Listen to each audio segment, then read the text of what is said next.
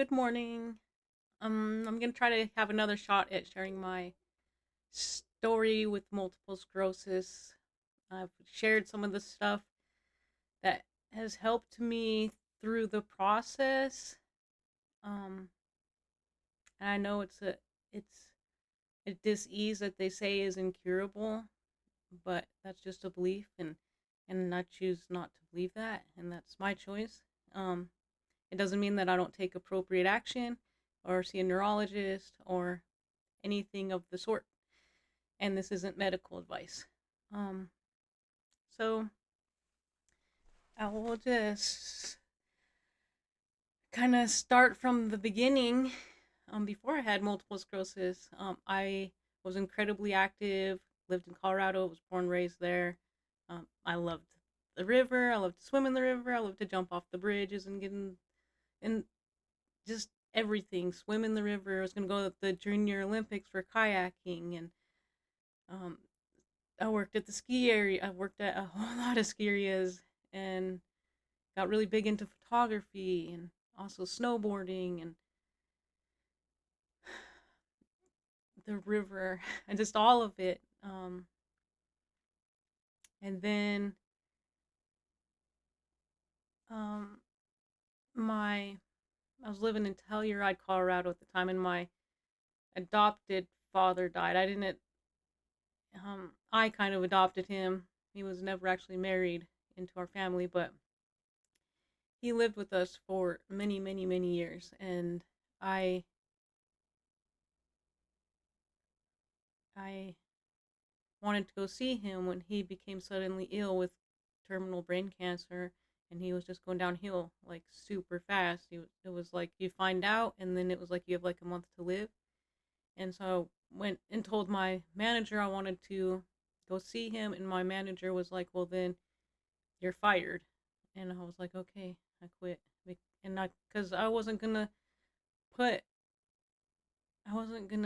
put my priorities in order based on money, on material stuff. To me, love is the most important thing. It always has been the most important thing to me, and it's not love. And this could be a whole nother video, but so I'll kind of skip over that. Anyhow, after I went down, saw my I'll call him my dad, and I came back. Well, before I left, somewhere in that process, I went up to the office where you rent your apartment and asked them, I was trying to figure out how much I had left on my lease, and it was the last month, which was already paid from the beginning. Excuse me. And so I kind of just played games and rotted in my apartment, a little depressed because I knew my friend was dying, and I have had a lot of deaths in my life, but that was like one of the hardest ones for me. So after that last month had passed, I went back home to my mom's. And she was currently still in like another state taking care of him or taking care of everything that needed to be taken care of down there. And I was went into his room, and that's where I slept, and that's where I like made my home in his space. And my older brother was kind of in and out of the house a lot. And anyways, after being there and kind of rotting in that house for a while, and I had some money saved, and I did get some like worked at some hot springs for a while in that time period, which I loved too. I love the hot springs. Like one of my favorite things about Colorado, other than the mountains themselves. Anyways, I rotted there until one morning I found like a piece of paper on the dresser from my mom. And it was like this long letter. I don't even remember what it said, but it in the gist of what I remember was pertinent to me was get a job or get out and start helping around here. And I had a friend who was like, "That's just mean," and I guess it's all perspective because if it wasn't for her, I would have just stayed there possibly. Um, Needless to say, a friend who I'd met on Xbox like a couple years later, and I were playing some Xbox in that time, and he was just getting out of the Air Force and he was going back home to his parents, and I was like, well, he had actually already been back there a little bit and was settled in, and we were talking, and somehow I was going to go visit him and at least meet for the first time. And so I flew out, and we met each other, and everything was great. And I had been there for about a month, maybe like 2.5 months, and it was like in the middle of the night on my mom's birthday. I got up because I had the munchies. I don't know why I mentioned my mom's birthday, but it like that's just like some tidbit to me that I'll never forget. But I woke up in the middle of the night, had the munchies, and I went and got me some leftover pizza and a soda or whatever, probably Mountain Dew, Gamer Fuel, all that stuff. And I was sitting in the chair in the living room, and I got up and I like started feeling sick. And so I got up and I went to the bathroom and got sick.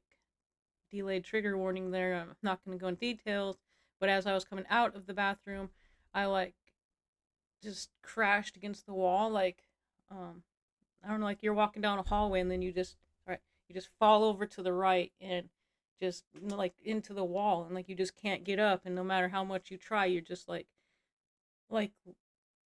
your equilibrium is so off that like you don't know which way is up and which way is down. And so I'm a strong-willed person. I always have been, and I crawled over to the couch, and I'm like, I can get through this. Whatever this is going on, I can get through this.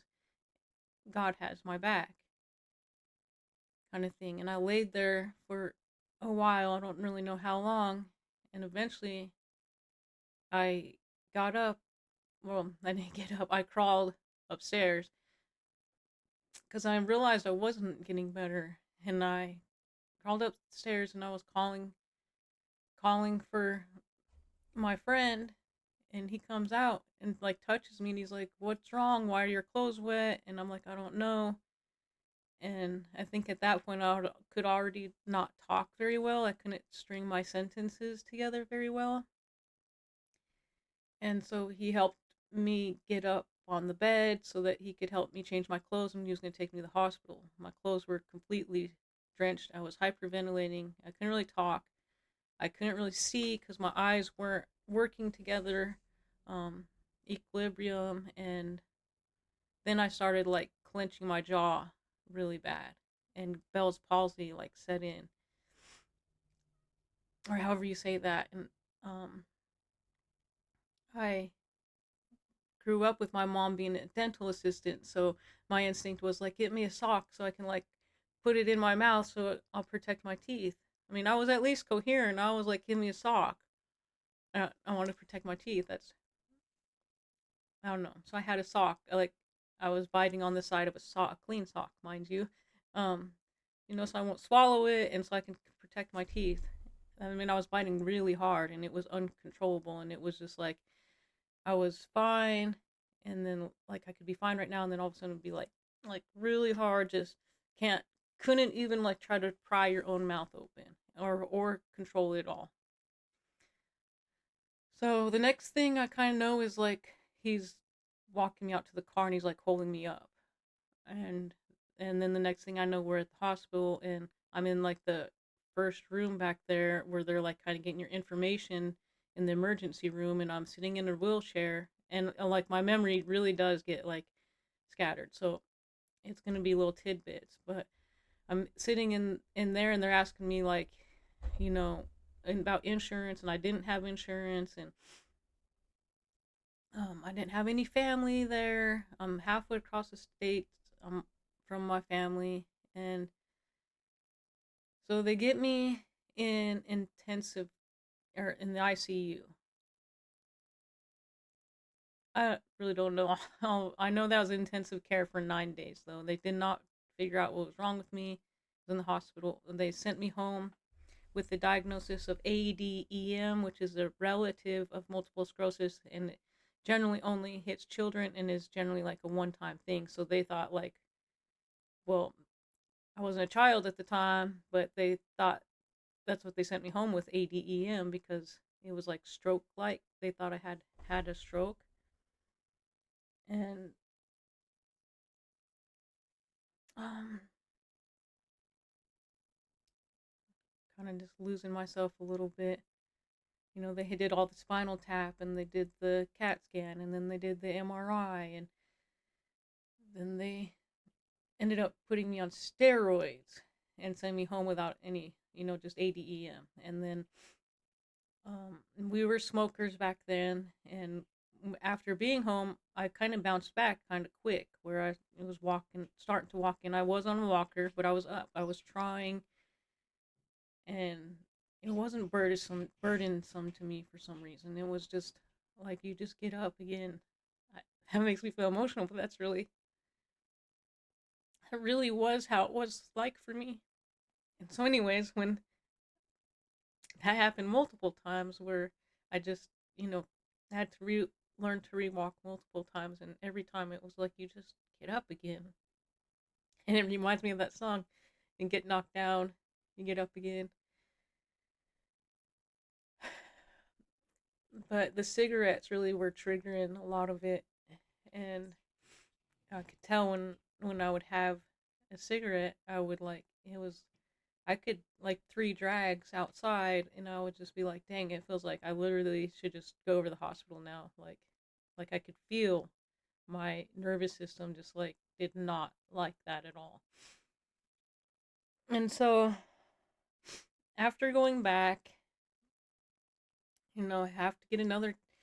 After going back a couple times, and I had to get another spinal tap in order, at least at that time, to get diagnosed with multiple sclerosis. You had to have white blood cells in your spinal tap, and I didn't the first time, so they couldn't diagnose me with MS. But when I went back and got another spinal tap, I did have white blood cells, so they diagnosed me with ADEM and they put me on Interferon 1B, and that's a shot that you put in the back of your arm, the top of your thigh, or there's like a little bit of a fatty section that everybody has, a little where your body just carries a little bit more fat, and it's right like in your lower back. Um, and so you'd have to rotate those, and it would just go, the needle would go just between the skin and the muscle, and it was just a small little needle, and it would just put the medicine in there, and it would kind of create like a little knot, and you had to kind of like massage the medicine in, and then you would have a bruise there for however long, and then you would rotate to the next day. It was an every other day thing. However, the days between, I would have the side effects. So every other day I had to give myself a shot, and on the other days I had flu-like symptoms. And I did that for a while, and it became very emotional, because it's like dogs when you clip their nails with the clippers, and it makes that clack, and that's like the dog's like jumps. And it was exactly like that. It was because it was an injector, and when you press the button, it's like it's a loud clack, and it and then you have to prepare it and get it ready and load the injector and clean the spot with alcohol, and it just became kind of overbearing, because it hurt when the medicine go on, and it was like a constant memory of, it was like constant, you're broken, you're sick, you can't heal from this is an incurable disease. And at this point in my life, I didn't believe the diagnosis. I chose not. There's no way that I can have multiple sclerosis and some uncurable. There's absolutely no way. But that didn't mean that I didn't go do whatever the doctors were telling me to do. I still listened and did the medicines and all that. But I didn't believe them. And we ended up moving, and I went to had to go to another neurologist, and I don't know why I'm kind of jumping forward here because it was really meaningful to me as I went into the office one day and they had another person with multiple sclerosis there, and it was like I was into the office and she's like, I have somebody here who likes to help and talk. Whoa, it's a lot of emotion here. Talk to other other people. I want to say survivors, but other people with multiple sclerosis, and that was just so touching to me because I felt so alone. And still, I think that's the only person that I've met with multiple sclerosis. However, I know there's a whole lot more people out there, and that's one reason I'm making this video is because I want to share my experience, and I want to share my experience and hope that anybody who needs it will get it. I don't even need to hope that, but I'm just here to share my message and my truth. Should have brought some some tissues over here. So I did go back. I kind of jumped forward there because I wanted to share that exactly like that woman who came into the doctor's office to talk to me. I want to be that. I don't. I just want to support anybody who's going through anything at all, and just know that like it's not as real as it seems, but it doesn't mean not to take action. But I did have to learn how to rewalk again multiple times. I had to learn to see really like with my eyes like that. I think it was just the first 2 times, and I wore an eye patch a lot at first because it was just hard to see. I mean, you have to exercise the eye, but after a while it just gets like, can I just relax, and just watch something or whatever without struggling so hard. And so, and then my last, I feel like my last MS attack was the scariest because it was like right at the beginning of COVID. And this is after I had went from the Interferon 1B, I think it's called. That was the shots. And eventually like a pill came out, and I was watching and I was watching them do the research, like I was really looking forward to just not having to do that. So I think the first pill was called Gelenia. Yeah, it was the Gelenia.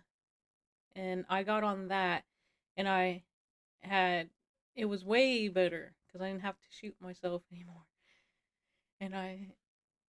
And it was working for me, but I did have some headaches from it. And let's see. I wasn't very good at taking the medication. Like some days I would skip it or something. And because it was a daily thing. So it was a daily reminder now. And so eventually that medicine stopped working so well, and that kind of happens with MS medicines for some reason.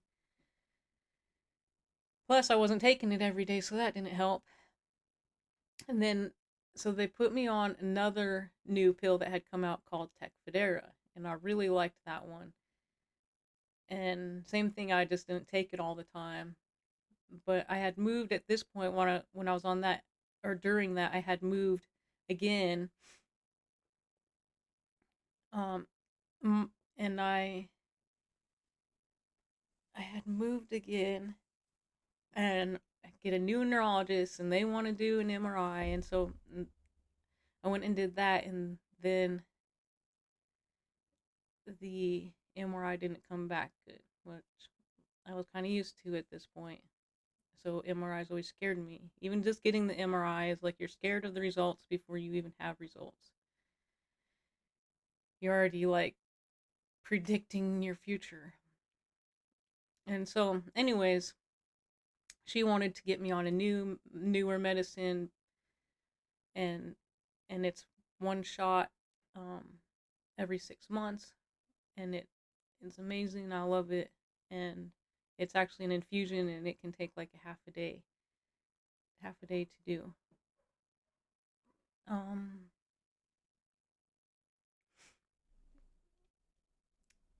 But during all of that, I wanted to say my last MS attack. That felt like one of the worst. I mean, the first one was the absolute worst, and I'll go a little bit more into that in a minute. But this last one that I had during COVID was scary because they wanted to discontinue everybody on the medicine I was trying to get on, that my neurologist wanted me to get on, and it was like all happening at the same time. COVID was starting, and at the exact same time that my neurologist wanted to get me, my MRI was coming back bad, and then I was going through this relapse that I'm about to tell you about, where I couldn't pick up a glass, I couldn't write, I couldn't type, um like I lost all coordination with my hands, and so I was like always trying to floss the nerves and do such things, anything to really like support my body.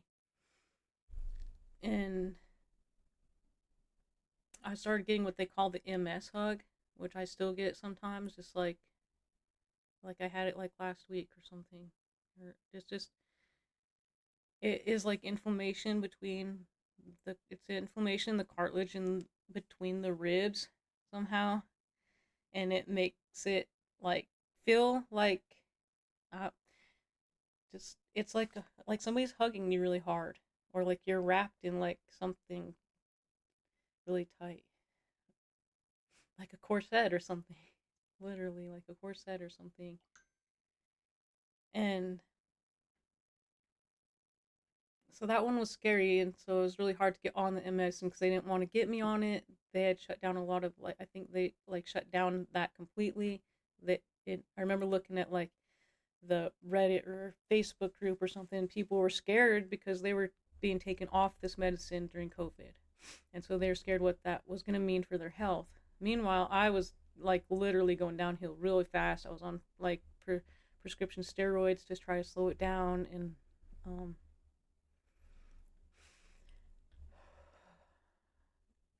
I eventually, like, my neurologist had to call them and say, you have to get her in there. You have to. And so I had to go to the hospital to go get this infusion. And um, it was scary because it's like, okay, there's this new virus out that can kill you. And because you're on these medications that are suppressing the immune system, you're even more at risk. And there's just all these fear mongering things like all around me. And it was like the little stand in this spot was like 8 feet or whatever from the next. You like they had little stickers on the ground, and you had to like sanitize your hands and get checked like every few, like it seemed like every time you went into a new big room or something in the hospital or new hallway or something, it was like there was new security and stuff. Anyways, I finally got there, and that varied just because the infusion has to be done in two parts, so I had to go twice, and it was like I think it's 2 weeks apart. But the very first one, like I think I literally felt so much better just walking out of there. Like I could almost hold a glass, and it takes like 6 hours to do the whole thing in the beginning. It still does for some people, but they fast track you sometimes after a while. But that was like the worst. Like that was my last and most recent big relapse. I don't remember if it affected my walking. It might have some, but it was mostly like my coordination. I think I was kind of like having like some slurring and stuff. And I'm gonna kind of go back to the first one when they diagnosed me with ADM. ADEM. I was halfway across the states, away from my family, and I'm in intensive care for however long, and I think the hospital for like a total of 9 days or something. And I think I don't know why this is just part of my story. I guess my nobody in my family came. My mom didn't come. My the only one who seemed like they actually cared when I called or got to talk to anybody was my dad. He's the only one that like he was just bawling.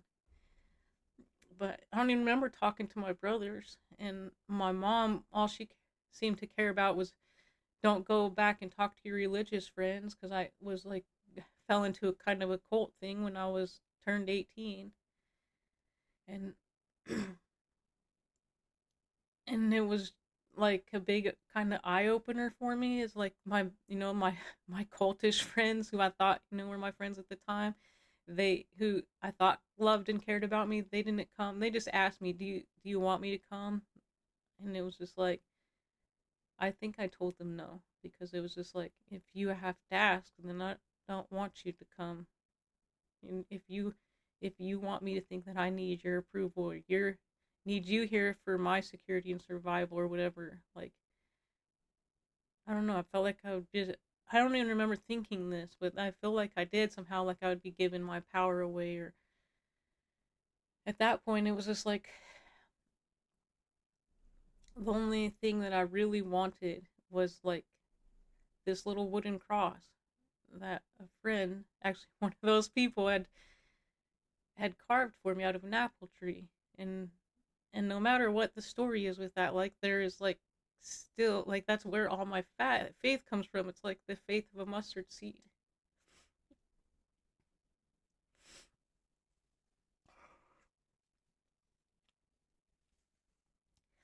And no matter like any kind of abuse or anything else that I went through, is, and I got like such nuggets of wisdom and joy, and something that like they might not have wanted to share with me or see in me, but it's like, I kept that, like, that was like I just always held that close to my heart. So when I was in the hospital, I just kept asking my Xbox friend, the only one that was there with me the whole time, this random kind of person I met on Xbox, the only person with me, I just kept asking for my cross, if I'd lose it in the bed, in the hospital bed, or under my pillow, or whatever the case may be. It was just like, I just wanted my cross.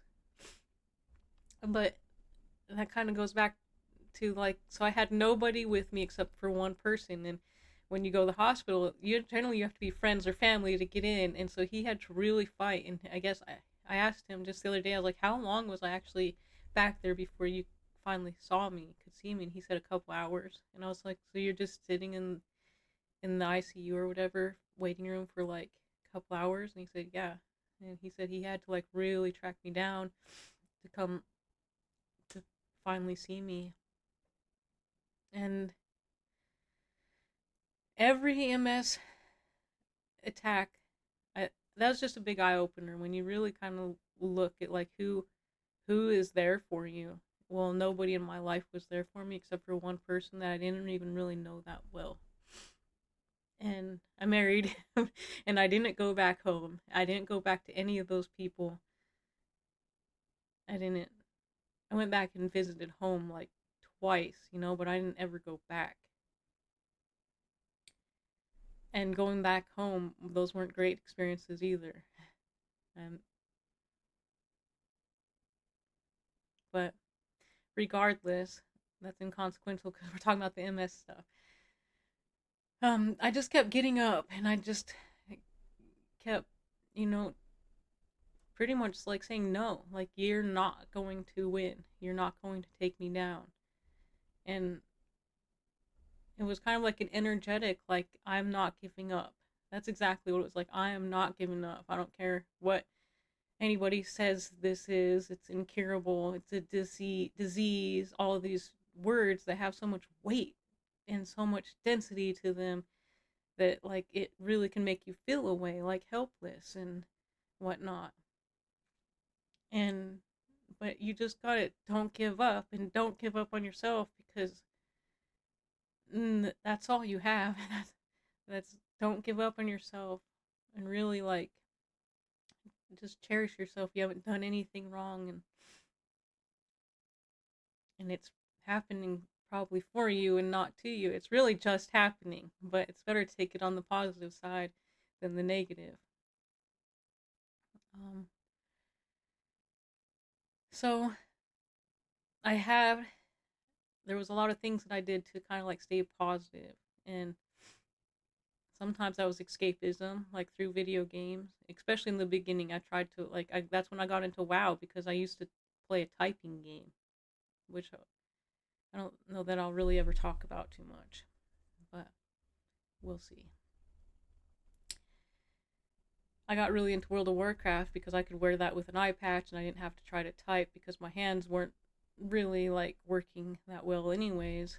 And so I got into World of Warcraft, and so that was kind of escapism. And I don't know, I don't think it it just depends on how you feel about it, but if you can make it creative and not just like a time dump, you make it creative.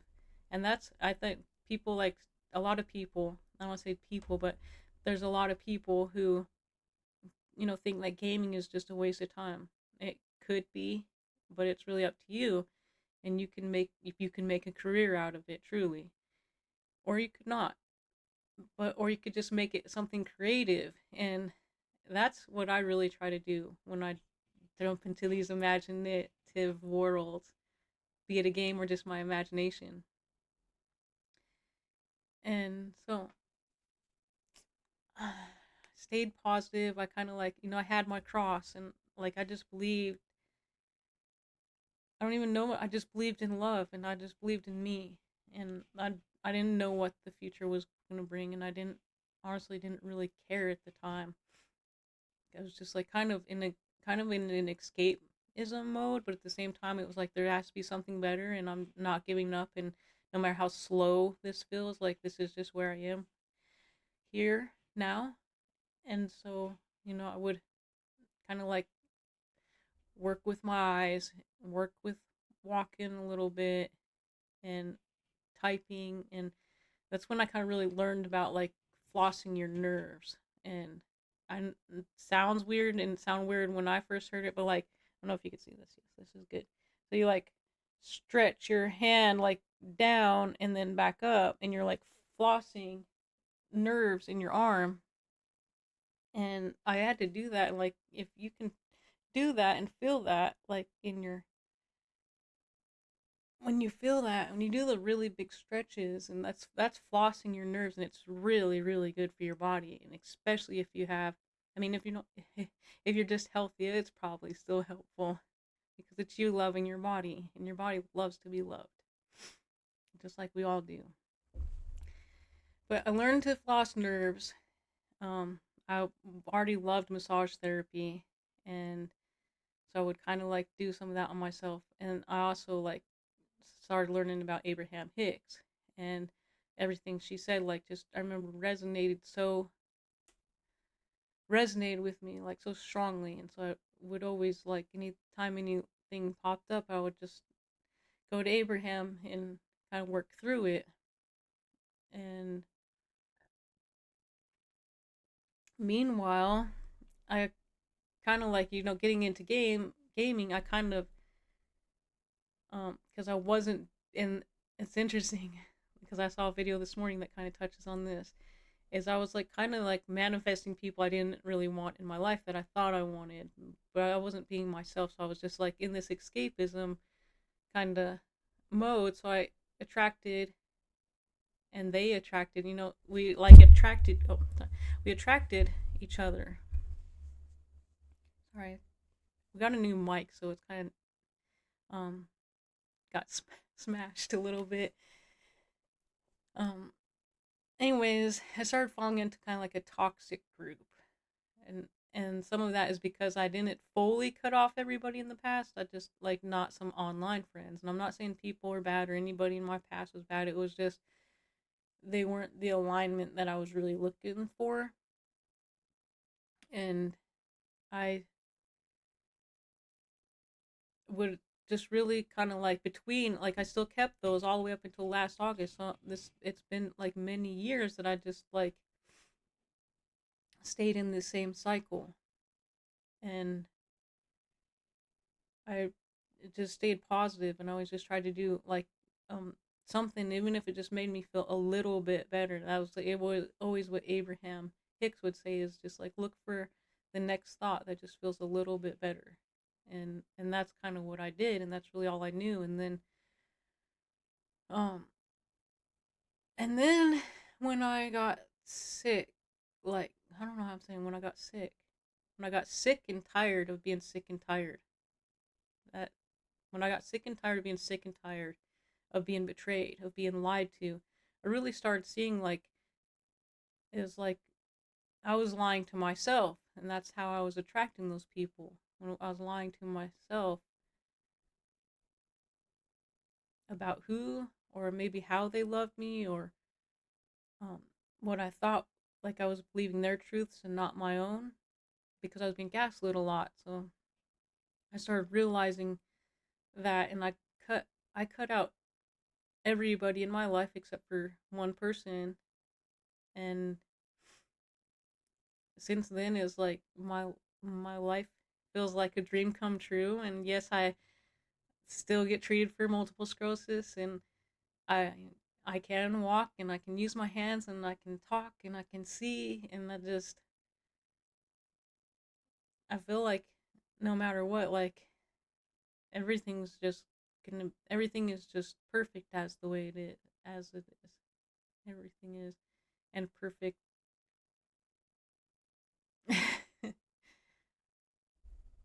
But in in my doing so, um, in my doing while in the end of that last cycle of really being betrayed, I got into let me move some of this stuff. This this book, and I know I've talked about it before, and I'm not sponsoring them or anything, but this book literally changed my life. Um, it I could use it as a pillow. Mm, I want to make like I showed those Bashar cards the other day. I want to make like cards out of this, and that would probably be my next project. I'll probably be starting that very soon.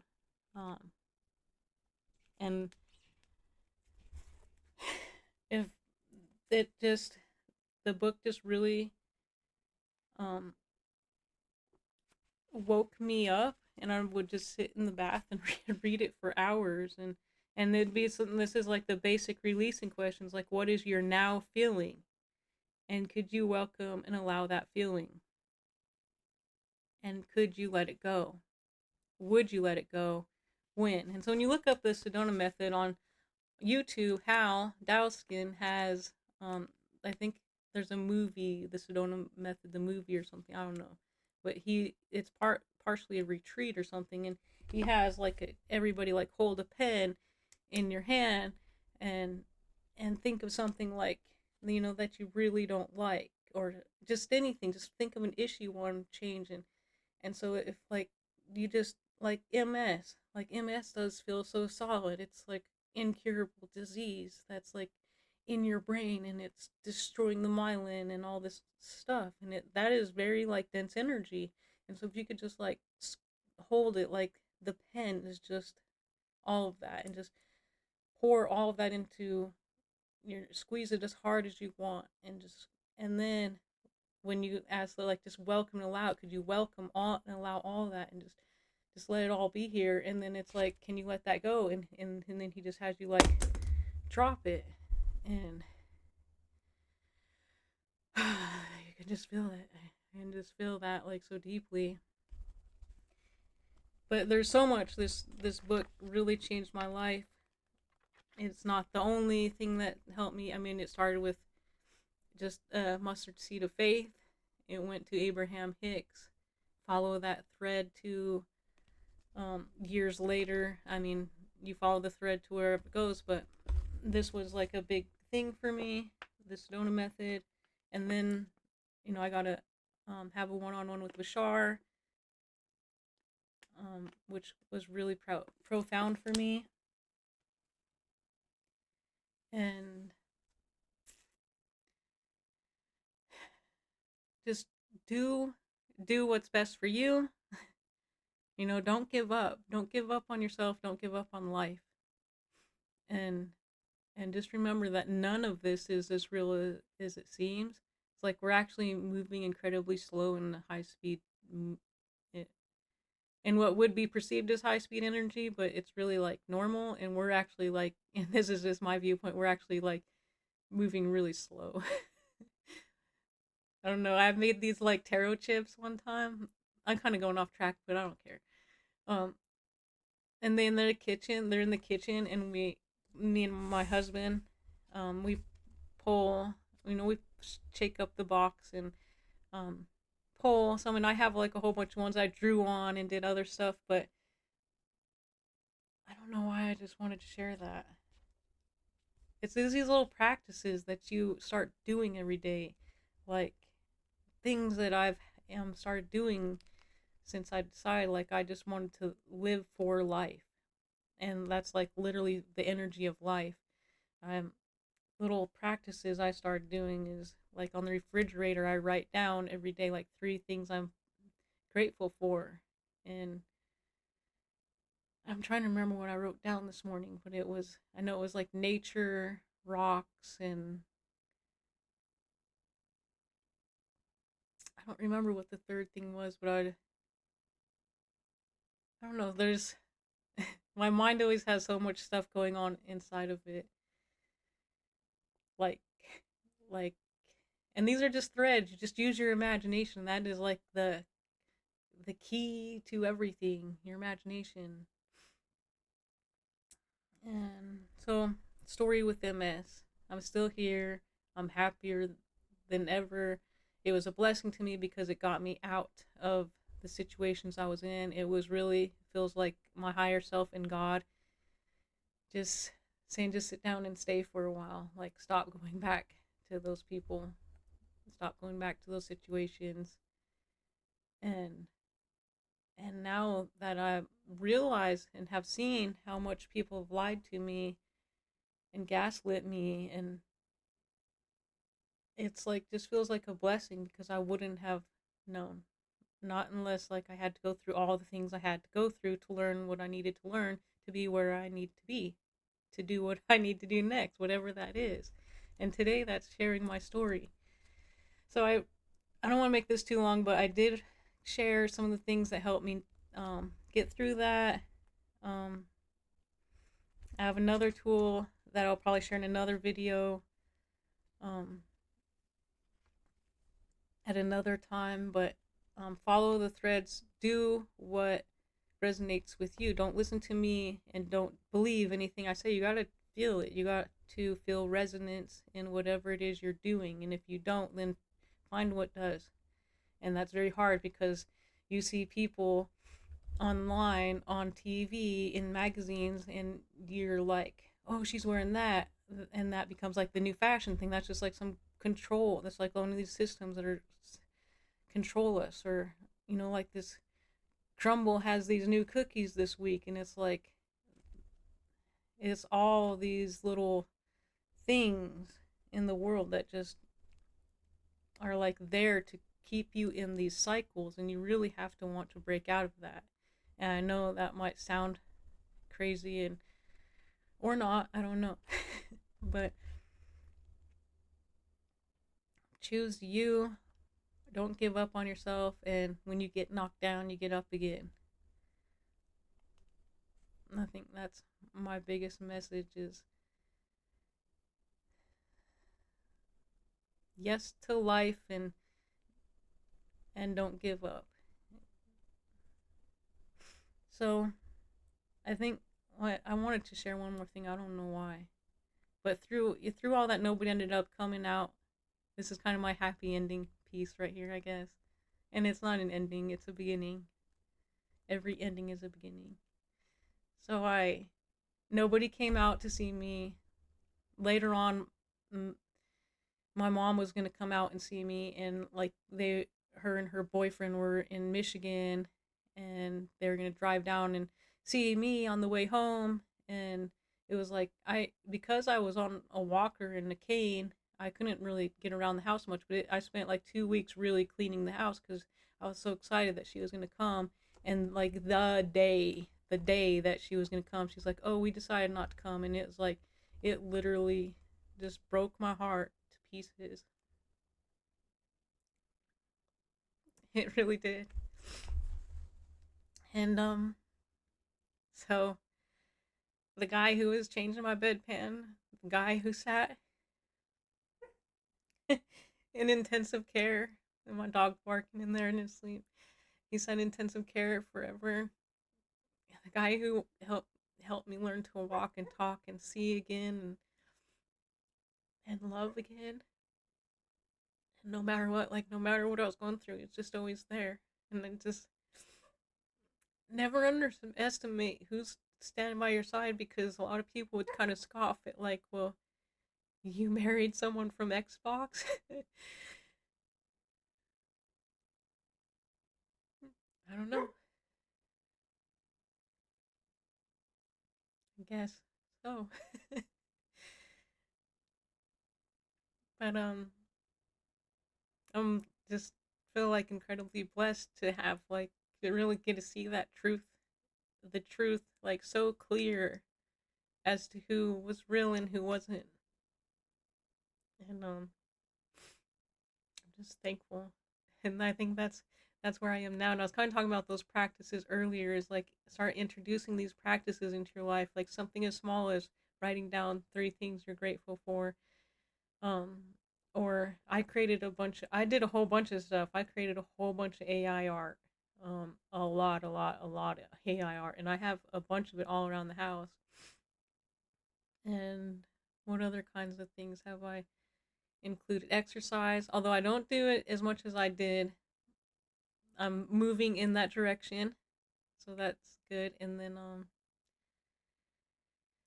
the little chip thing that me and my husband do. We also have a mindfulness little calendar on our, kitchen island that we read together every day in the morning. And we always, I mean, we're just a team.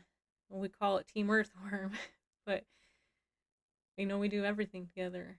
So when it's breakfast, we do breakfast together and cook together. And if it's uh, um literally, I mean, not always, because for a long time he did a lot of stuff, and then at one point he was going to school and working, and so I was taking care of the house and cooking. But these days, it's a team. It's a team effort in a different way, because like if he's, it just works out. If there's not any rules, it's just comes together. It's let's just get do what we're doing and not what we're not doing. I guess. I don't know. I feel like I'm rambling a little bit now. But believe in happy endings, believe in you, trust in you, get back up when you get knocked down. And I don't know. If this message helps you and you have any questions or just want to chat or touch base or anything that could be supportive to you, let me know, reach out. Or if you just want to connect, and it feels right, I guess we can do that. And is there anything else? Love yourself. That was. I kind of could save this for another message, but this morning I was thinking about like, if everything in this world is a reflection of you, then in every single moment you could just ask like, what could I learn from this moment that I might not have otherwise have learned if I didn't have this moment. And so when I like was thinking, you see somebody and like, what if everybody is actually an aspect of you somehow?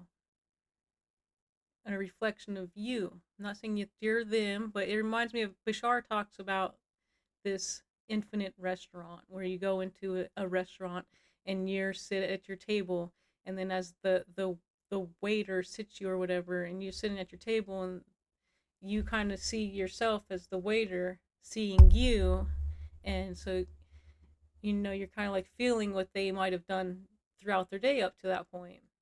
And then it kind of like goes back to you, and then they do that with the server, and they do that with like the chef that brings your meal out, and the meal that you actually made because you were the chef the whole time. I don't know, let your imagination go wild. It's crazy how crazy the imagination feels sometimes. um so I have shared some things in this video, shared a lot of my experience, and in another video I've shared some stuff about Shogun Method, which is a form of manipulation. I think it's generally targets young girls, or just I think that's kind of like the main thing. I don't know, but I think it's just incredibly dangerous for everybody. Um, Gaslighting, lying, and all of that. So this is 50 minutes already. I love you guys. If you're going through anything like this, just know you're not alone. You're loved and loved all at the same time. I love you guys. Have a great day. Bye.